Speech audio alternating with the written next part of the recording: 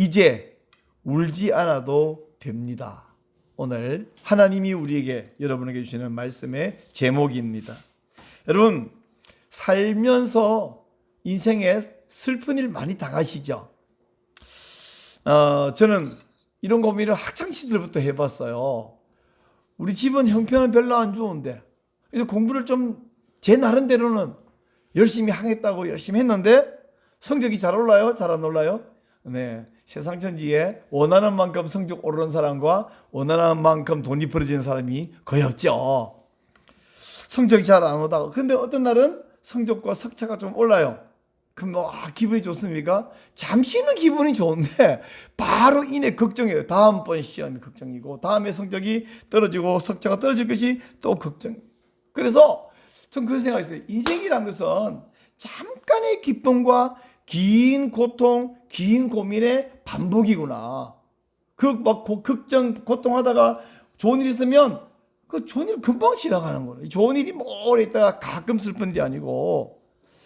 그래서 이렇게 보는데, 저처럼 말이죠, 인생이란 수고와 슬픔밖에 없다고 말한 사람이 또 있더라고요.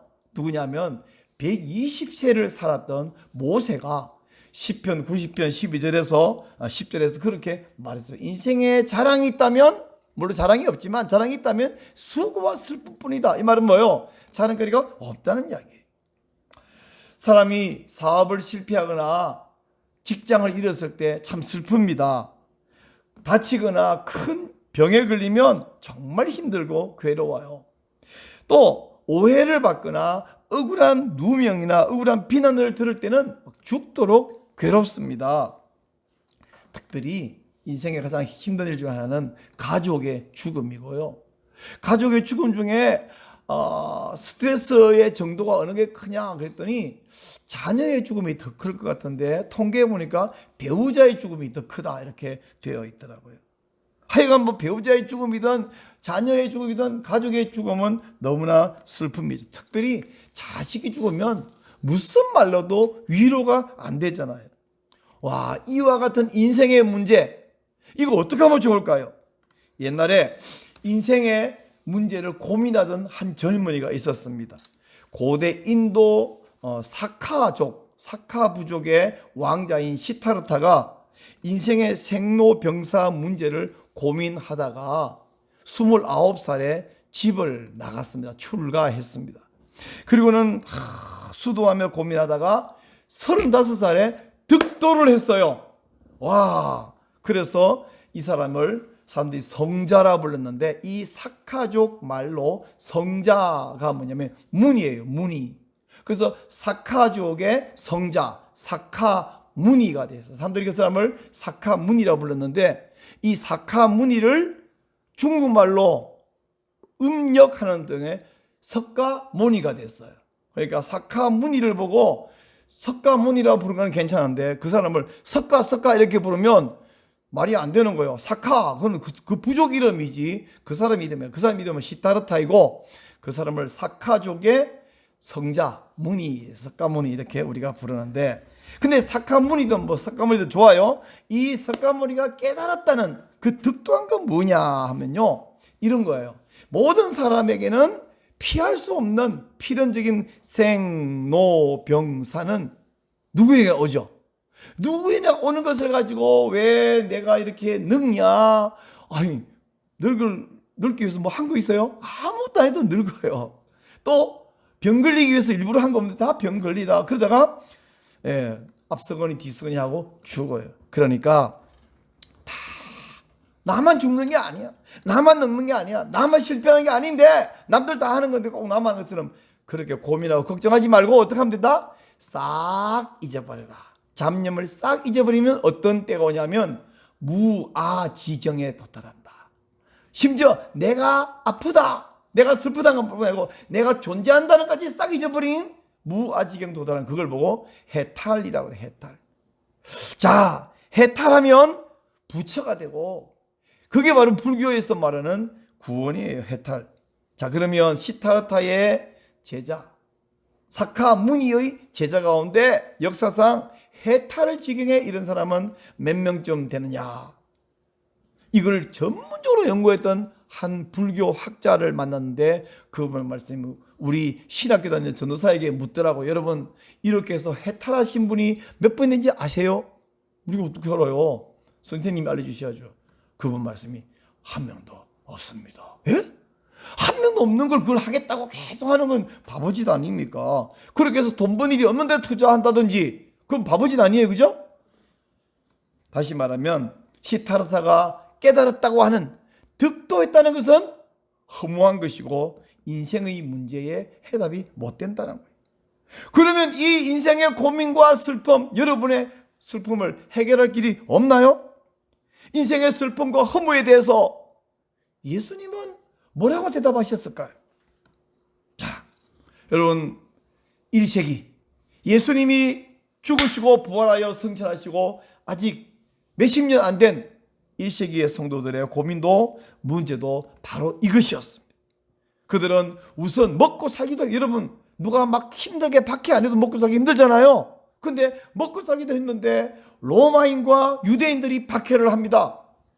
근데 자기들이 지금 박해를 받으며 신앙생활하는 이유가 예수님이 속히 오셔서 우리를 데리고 그 좋은 아버지 나라 천국에 데려가겠다, 그거 믿고 지금까지 살고 있는데, 예수님이 속히 오시기는커녕 재림도 안 하실 뿐 아니라 자기의 사랑하는 가족과 함께 신앙생활하는 신자가 여기저기 한 명씩 막 죽는 거예요.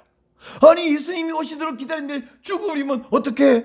너무 슬프고 절망에 빠져서 믿음이 흔들리고 있는데 이분들에게 과연 무슨 말로 위로를 해주며 어떻게 그 문제를 해결해 줄 것인가?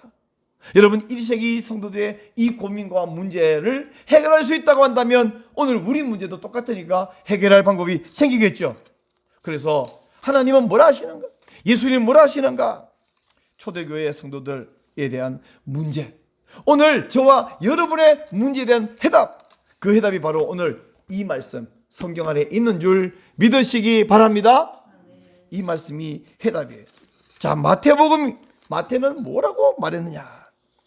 이 초대교회 성도들의 문제를 해결하기 위해서 마태가 한 가지 이야기를 들려줍니다. 이 상황을 설명하기 위해서. 그 이야기는 예수님이 아기로 태어났을 때 있었던 사건인데 무슨 얘기인지 한번 들어보세요.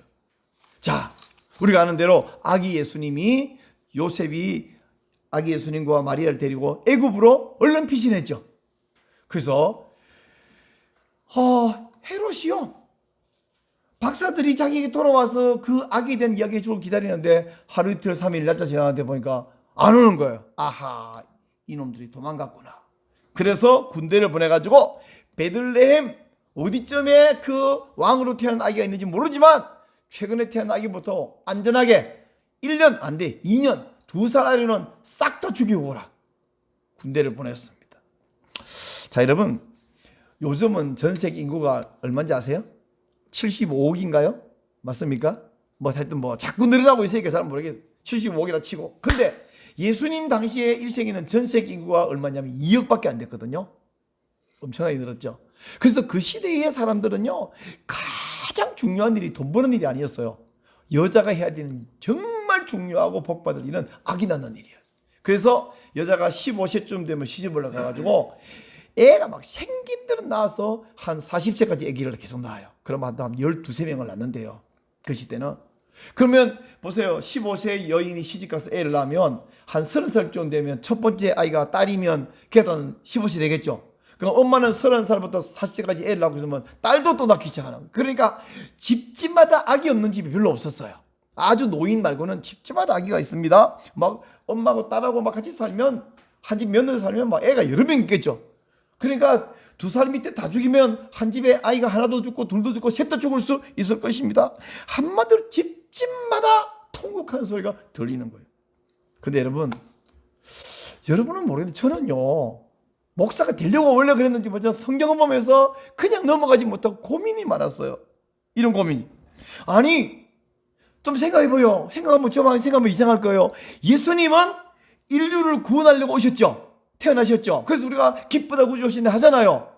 근데 다른 사람은 기쁜지 모르지만 아기 예수님이 안 태어났으면 우리 집 아기가 멀쩡했을 텐데 그 예수가 태어나서 베들레헴에서 태어나서 애굽으로 피신하는 바람에 베들레헴이라는 그 한 도시에 있는 모든 아기가 집집마다 다 죽었어. 이게 기쁘다 구주오셨는데 맞습니까? 아니 예수님이 혼자 피신하고 죄 없는 아무 상관없는 아기들은 집집마다 다 죽었어. 이거 이상하지 않아요? 이해되지 않잖아요. 이런 예수님이 과연 내게 우리 집안에 우리 아기에게 구원자가 맞나? 근데 이것보다 더 이해 안 되는 게 있습니다. 이렇게 불쌍하게 집집마다 아기가 죽었는데 마태가 뭐라냐면 이 사건이 바로 선지자의 예언을 성취하는 거라는 거예요. 선지자의 예언이 이루어졌다는 거예요. 이것 때문에. 아니 그 선지자는 대체 누구며 무슨 말을 했길래 무슨 이유로 선지자 예언이 이루어졌다, 메시아 예언이 이루어졌다고 말하느냐. 자, 마태가 말하는 그 선지자가 누군지 무슨 말인지 한번 찾아볼게요. 여러분, 마태가 말했던 선지자는 예레미야라는 선지자인데, 구약성경 예레미야. 이 예레미야가 무슨 말이냐면, 예레미야 좀 길어요. 근데 한마디로 말하면 딱 첫째는요, 유다 백성들이 너무 타락하고 죄를 짓고 하나님을 슬퍼하기 때문에 너희들 나라 폭삭 망하게 될 것이고 다 죄다 포로로 끌려가게 될 것이다. 그 얘기 막 끝나치면 선지자가 참 나쁜 사람 같잖아요. 물론 나쁜 말 했습니다. 망할 것이라 했어요. 근데 예레미야뿐 아니라 다른 선지자도 마찬가지로 너희들이 그렇게 계속해서 죄를 지으니까 너희들 망할 거야. 근데 우리 하나님은 다시 회복하시고 다시 포로에서 돌아오게 하실 것이다. 그러니까 선지자의 이야기는 딱 두 단어로 줄였습니다. 심판과 회복, 이거예요. 뭐라고요? 그러니까 예레미야가 한 말도 심판과 회복을 이야기하는데, 예레미야 31장 15절 말씀에 보면요, 백성들이 포로로 끌려갈 때에 라마에서 라헬이 슬퍼할 것이다. 그래서 이게 무슨 말이냐면요, 라마라고 하는 곳은 베들레헴에서 북쪽으로 한 8km쯤 있는 곳인데, 거기 뭐가 있냐면 옛날에 한 1000년 전에 야곱의 부인 라헬, 그러니까 이스라엘 백성들의 어머니죠, 라헬이 거기서 죽어가지고 거기다 장사 지낸 무덤이 거기 있거든요. 그럼 라헬은 벌써 죽었지만 이 유다 백성들이 포로를 갈 때 그 라마 근처에 포로들이 집결해서 그 뒤로 지나서 좌북쪽 끌려갔거든요.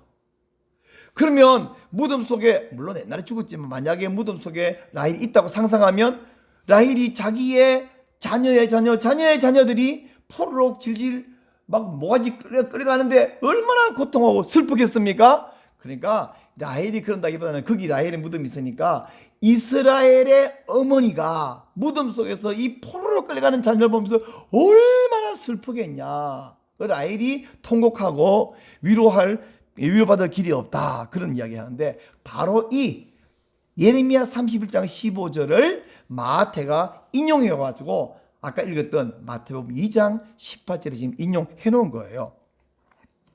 자, 근데 여러분, 라헬은 지금 여기 라헬이 살아있는 거 아니죠? 1000년 전에 죽었죠? 라헬은 이스라엘의 어머니인데 그 어머니가 슬퍼한다는 이 말은 사실은 누가 슬퍼하는 거냐면 이스라엘 백성의 주인이시고 아버지 되시고 하나님 되시는 그 하나님이 슬프다, 이 말이에요. 그래서 하나님이 슬프니까 뭐 하나님이 심판 안 하면 되잖아요. 아니지. 죄를 짓고 하나님의 진노게 하니까 심판하는데 하나님이 슬프니까 어떻게 해요? 하나님이 결국 이 백성을 포로에서 돌아오게 할 것이다. 자, 17절 한번 읽어보세요. 시작. 너의 장래에 소망이 있을 것이라 너의 자녀가 자기들의 지경으로 돌아오리라 여호와의 말씀이니라. 그러니까 방금 심판할 것이라고 말하고 돌아서 말고 그 말이 아주 말하기 전에 돌아오리라, 이렇게 말씀하시는 거예요.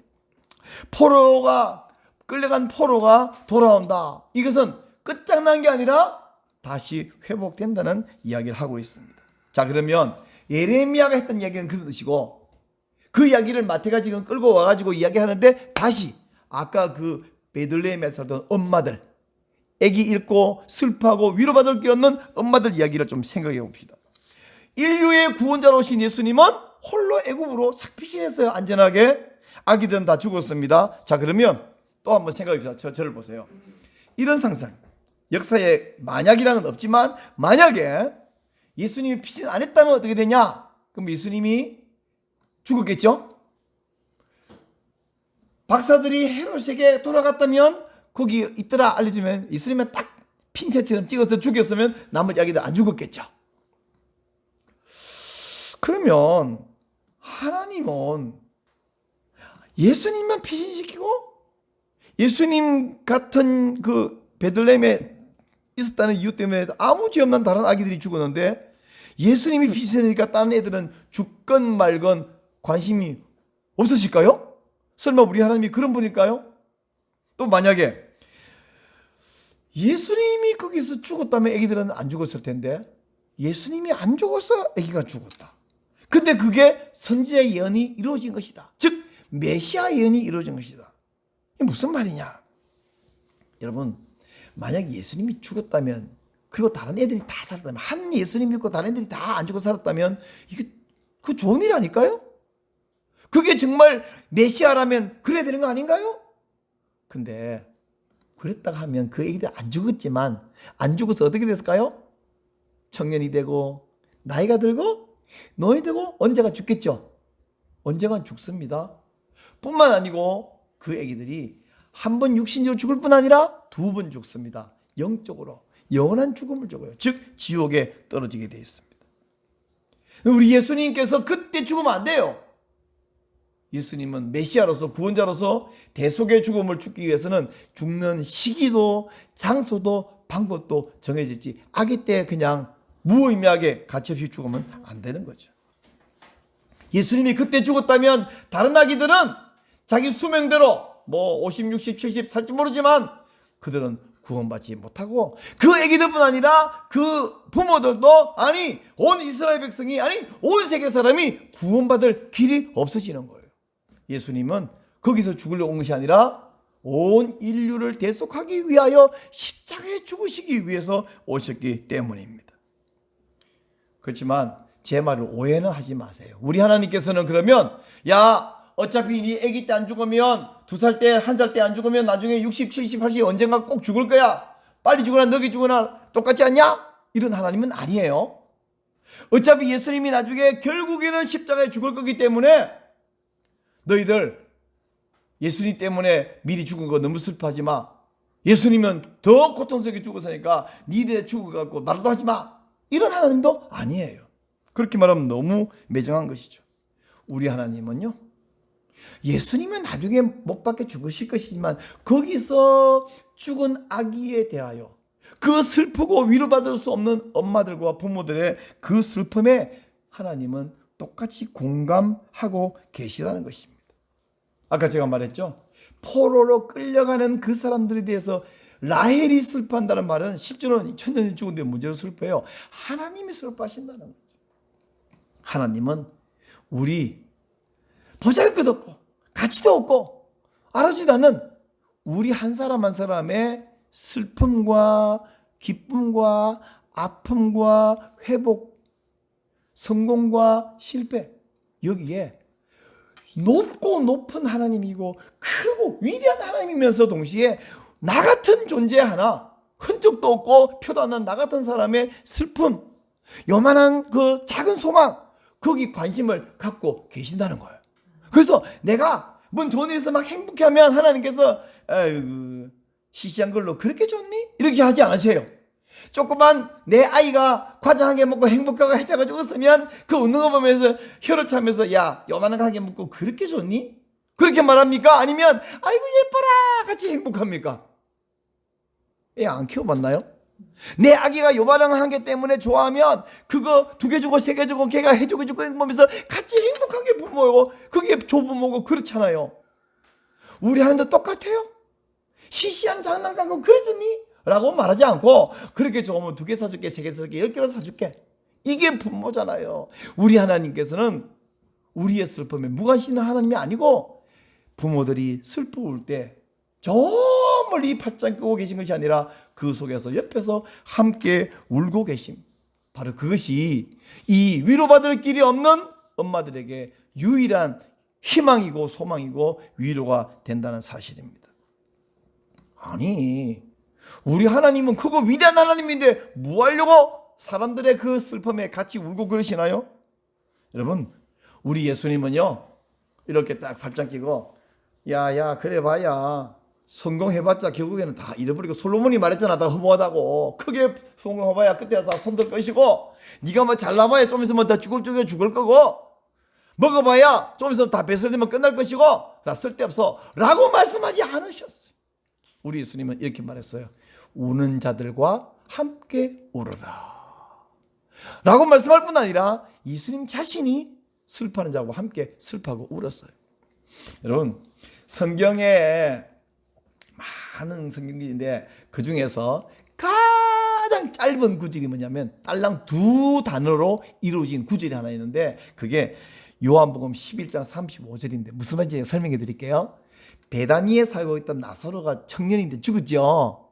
근데 예수님이 이제 소식을 듣고 나흘 만에 왔는데 나사로의 여동생인 마리아가 슬프고 울고 있어요. 그러자 예수님이 잠시 후에 무덤에 가서 나사로야 나오너라 해서 나사로가 살아나왔잖아요.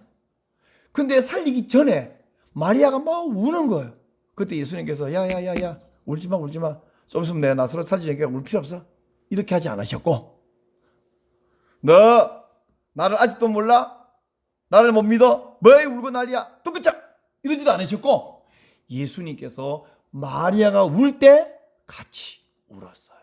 자, 여러분, 이 성경 한번 보세요. 한글로 번역하기는 예수께서 눈물을 흘리시더라 이렇게 번역이 되어 있는데, 제가 여기 헬라어로 써놨잖아요. 여러분 보고 읽으라고 써놓은 게 아니라 저 헬라어는 원래 두 단어로 되어 있다. 뭐라고 써냐면 에다 크루센 호 예수스. 저기 무슨 말인지 여러분 모르니까 영어로 번역해놨어요. Jesus wept. 예수님이 우셨더라. 저 두 단어예요. 그러니까 영어가 두 단어가 있어요. 원래 헬라어랑 같은데 한국말로는 저게 의역이지, 한국어는 세 글자죠. 단어가 세 단어인데 원래 두 단어예요. 무슨 이야기냐면 가장 짧은 저 단어 요한복음 11장 35절은 우리에게 얼마나 인상적이고 중요한 의미가 있냐면 예수께서 우셨더라. 예수님이 울었다. 너 아직도 못 믿니? 쓸데없는 눈물 흘리고 있네. 내가 있는데 왜 울어? 뭐 이런 비싼 말을 하지 않으셨어요. 이렇게 슬퍼하시고 울어주셨던 예수님께서 지금도 우리가 실패하고 우리가 아프고 우리가 억울하고 우리가 슬플 때 예수님이 인생 그거야 팔자 펴봐야 별거 없어 라고 말씀하지 않으셔요. 예수님 우리에게 시타르타 사카족의 문이라고 불리던 그분은 너만 슬픈 거 아니고 너만 실패 아니고 너만 능능 아니고 너희지만 중능 아니까 다 잊어버려. 그 잊어버리면 평안이 온단다. 그분이야 대책이 없으니까 그냥 그러자 우리 잊어버리고 살자 뭐 덮어놓고 살자라고 할지 모르지만 그런 말씀 예수님 안 하셔요. 세상에서 너만 실패했니? 세상에서 너 가족만 죽었니? 마지막에 천국 갈 건데 그까이 거 뭐 중요해? 내가 너 때문에 십자가에 죽은 것이 더 중요하지 그게 중요하니?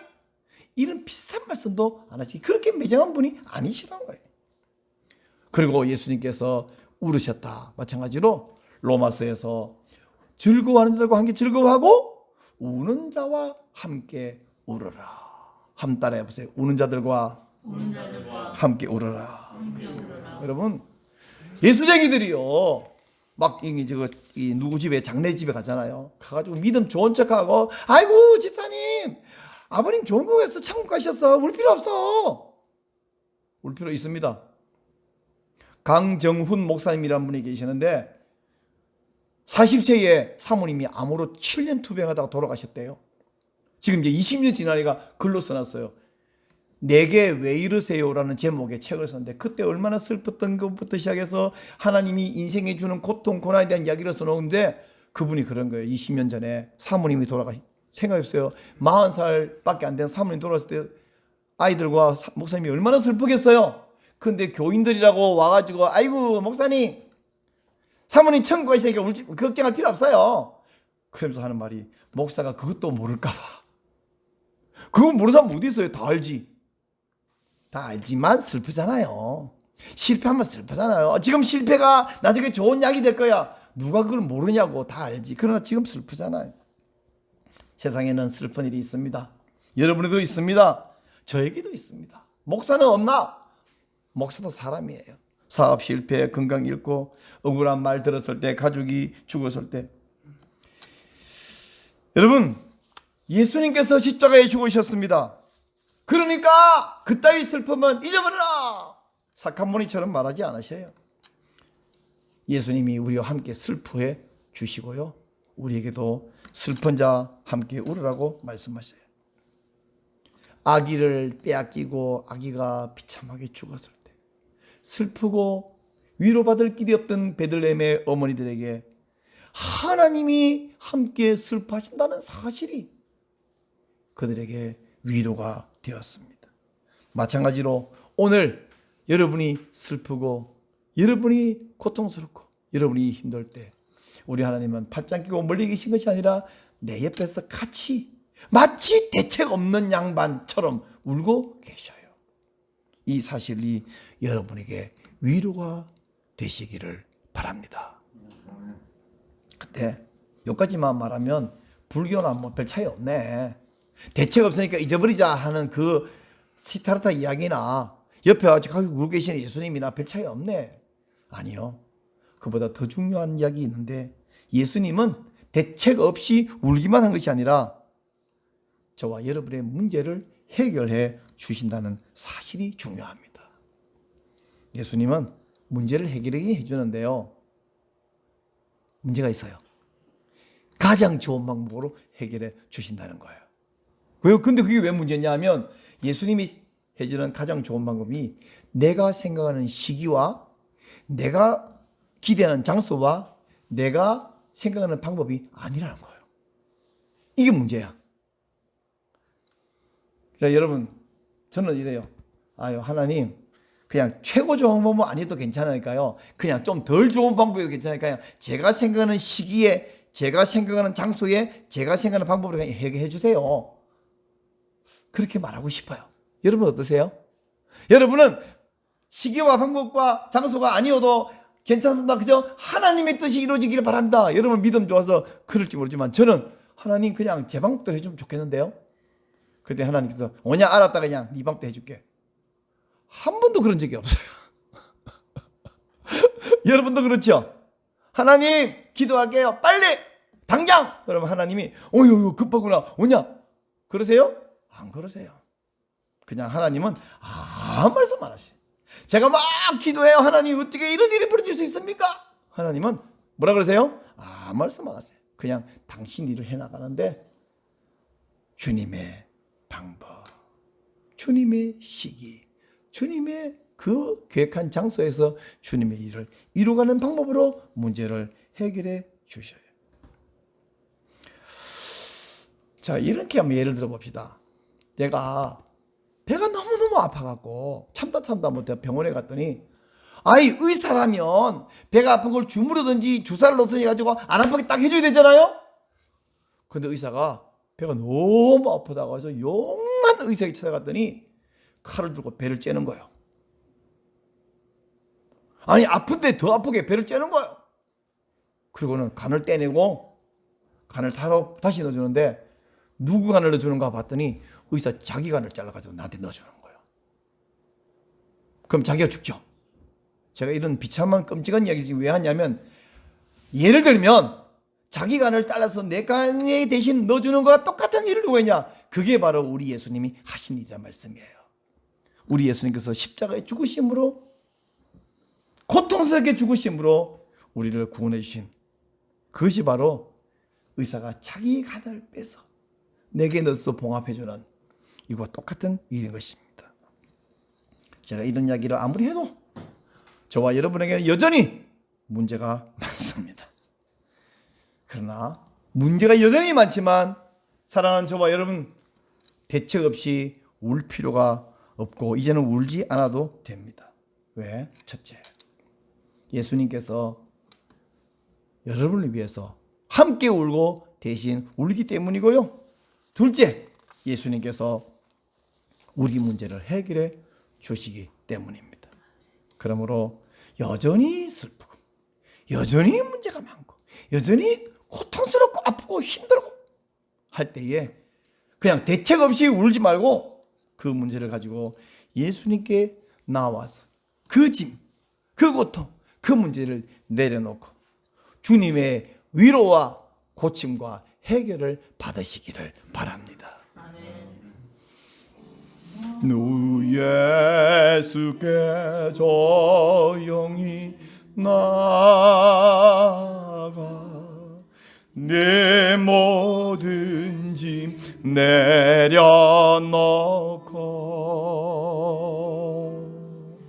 주 십자가 사랑을 믿어